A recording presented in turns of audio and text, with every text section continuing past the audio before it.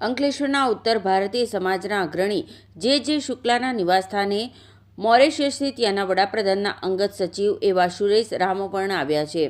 તેઓએ સ્થાનિક મીડિયા પ્રતિનિધિઓ સાથે વાતચીત કરી બંને દેશો વચ્ચેના ડિપ્લોમેટિક તેમજ સાંસ્કૃતિક સંબંધો અંગે પ્રસન્નતા વ્યક્ત કરી હતી અને વૈશ્વિક સ્તરે ભારત આજે મોરેશિયસમાં રહેતા 70% મૂળ ભારતીયો માટે ભારત બીજું ઘર હોવાની પુષ્ટિ કરી હતી. અંગ્રેજોના શાસન સમયે ગીરમીટિયા મજૂરો તરીકે મોરેશિયસ મોકલી દેવાયેલા ભારતીયોએ પોતાની મહેનત અને સામર્થ્ય વડે આજે બહુમતી પ્રજા બની છે અને ત્યાંની રાજકીય સત્તામાં પોતાની ભાગીદારી મજબૂત કરી છે. તેઓએ નરેન્દ્ર મોદીની ખુલ્લી અને પ્રશંસા કરી જણાવ્યું હતું કે કોરોના સંકટ વચ્ચે ભારત એવો દેશ હતો જેણે મોરેશિયસમાં દવાઓ મોકલી હતી. तो मॉरिशस और इंडिया के संबंध मतलब कैसे है, थोड़ा। मैं हमेशा एक बात कहता हूँ, मैं मॉरिशस के प्रथम प्रधानमंत्री का सचिव रहा हूँ लगभग 14 साल तक. मुझे इस बात की जानकारी है और खुशी है ये बांटते हुए कि मॉरिशस और भारत का संबंध ऐसा है जैसे सर्दी होती है तो छींक आती है ना, तो अगर भारत को सर्दी लगती है तो छींक हमको आती है. अगर मॉरिशस बीमार होता है तो दर्द भारत को होता है. मोदी जी जब से आए हैं उससे पहले भी संबंध था, डिप्लोमेटिक, सिस्टमैटिक, डिप्लोमेटिक सब था. लेकिन भारत में मोदी जी के आने के साथ,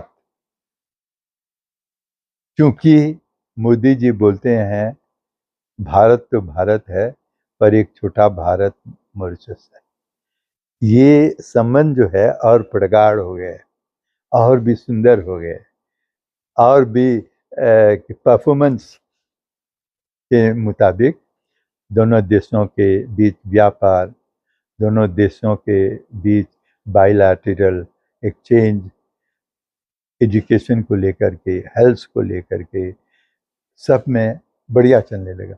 अभी अभी कोविड तो हुआ था, इस महामारी में आप भी कुछ फंस गए थे, हम भी फंसे थे, दुनिया फंसी थी. लेकिन सबसे पहला देश जिसने मॉरिशस को दवाई भेजी तो वो मोदी जी का भारत. तो संबंध हमारे बहुत अच्छे. इंडिया में अभी आए हो तो क्या चेंज दिखते हैं? ये बहुत अच्छी बात आपने बताई.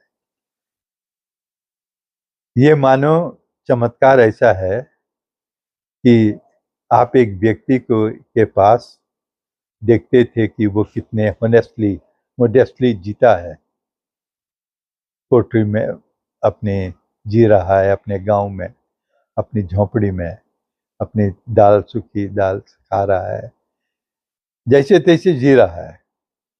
लेकिन आज मोदी की सरकार में मैं लगभग 40 साल से भारत आ रहा हूं. आज ये कहने से मुझे कोई हिचकिचाहट नहीं है कि भारत तरक्की के सोपान में है. वो भारत जो सोने की चिड़िया कहलाता था आज देखने को मिल रहा है. पहले सुनने को मिलता था, लेकिन आज अगर हम भारत को देखना चाहें, मैं दुनिया घुमा हूँ, अमेरिका से लेकर के कैरेबियन, यूरोप, चारों तरफ. लेकिन मैं ये भी खुलकर बोलना चाहता हूँ. एक बार लखनऊ से मेरे एक मित्र ने, एक शुक्ला जी ही थे, उन्होंने मुझे अपनी BM गाड़ी दी अयोध्या जाने के लिए.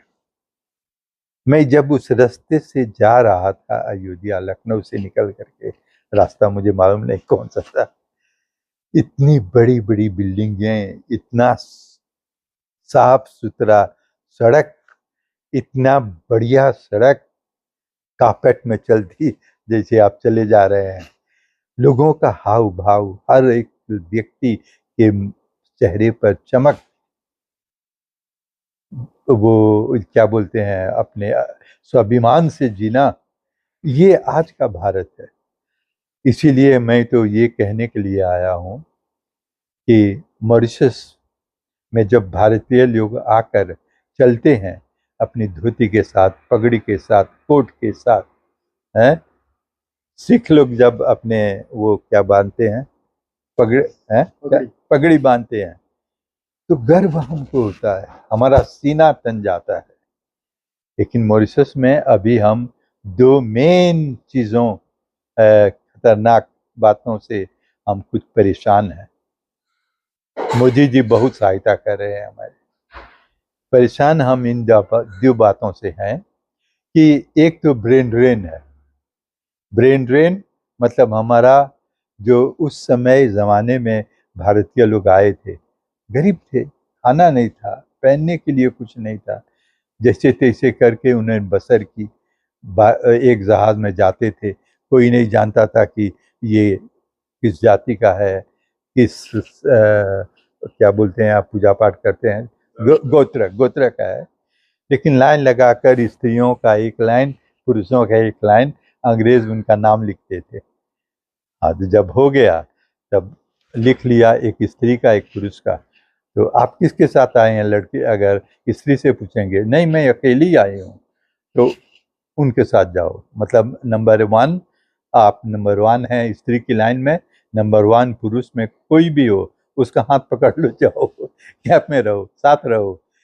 तो वहाँ पर इस तरह से न कोई कास्ट का मामला है, न कोई जाति का मामला है, न कोई प्रदेश का मामला है, सभी भारतीय हैं। इस तरह से जीवन बसर करना पड़ा है हमें।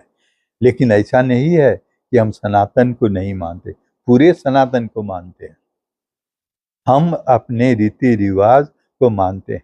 गंगा एक ऐसी भावना है हमारी कि गंगा हमारी संस्कृति, रीति रिवाज की नींव है। अगर दुनिया में है, मैं जहाँ प्रथम प्रधानमंत्री का सचिव था, देश में मैंने सामाजिक सेवा की है, वहाँ मैंने हिंदी भी लिखता हूँ। मेरी पहली पुस्तक 78 में चाचा राम गुलाम जो प्रधानमंत्री हैं थे उस समय के, जिनके बेटे अभी प्रधानमंत्री हैं, उन पर मैंने एक पुस्तक लिखी थी, और वो भी हिंदी में। उसका विमोचन मोरारजी देसाई ने किया था दिल्ली में।